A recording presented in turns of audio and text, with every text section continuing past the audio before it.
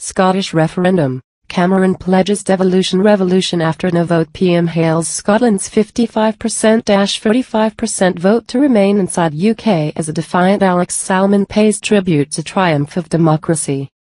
David Cameron has declared a clear result in the Scottish independence referendum after Scotland voted by a 10.6-point margin against ending the 307-year-old union with England and Wales.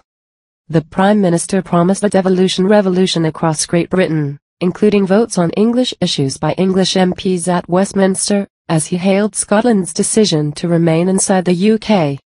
There can be no disputes, no reruns. We have heard the settled will of the Scottish people, Cameron said in a statement outside No 10 Downing Street shortly after 7 a.m. on Friday. Earlier, Scotland's First Minister, Alex Salmond, struck a defiant note at a downbeat Scottish National Party rally in Edinburgh, saying he accepted Scotland had not, at this stage, decided to vote for independence. He paid tribute to what he called a triumph for democratic politics and said he would work with Westminster in the best interests of Scotland and the rest of the UK, warning the leaders of the three main parties to make good on their promises of enhanced devolution for Scotland. We have touched sections of the community who have never before been touched by politics, he said. The Yes campaign scored 4 big successes, winning 53% of the vote in Scotland's largest city, Glasgow, 54% in West Dunbartonshire, 57% in Dundee and 51% in North Lanarkshire. However, the No camp was victorious in 28 authorities. It won overwhelmingly in areas where it was expected to do well, including Edinburgh, Aberdeenshire and Borders, but also in areas that could have gone to the Yes campaign, including Falkirk, Inverclyde, Islandshire and Clackmannanshire. In the final count, the No camp clocked up 2,001,926 votes, 55.3%, to 1,617,989 for Yes, 44.7%.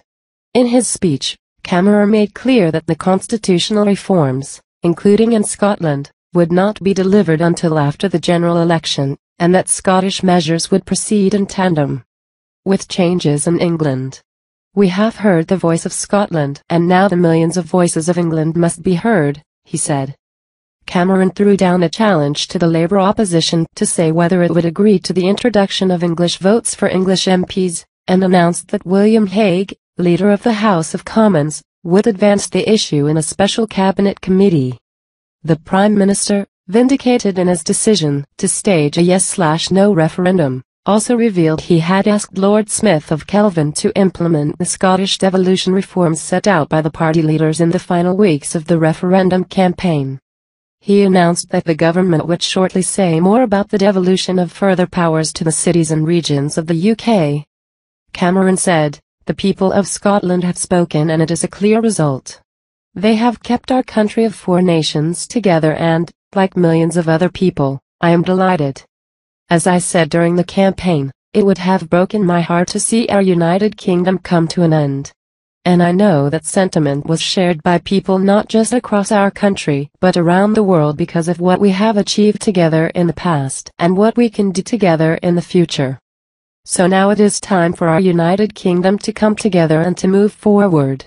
A vital part of that will be a balanced settlement, fair to people in Scotland and importantly to everyone in England, Wales and Northern Ireland as well." Ed Miliband, the Labour leader, said the referendum was a vote from the Scottish people for change. "We know our country needs to change in the way it is governed and we know our country needs to change in who it is governed for. We will deliver on stronger powers for a stronger Scottish Parliament. A strong Scotland." But he said that would go beyond Scotland. "We will also meet the desire for change across England, across Wales, across the whole of the United Kingdom."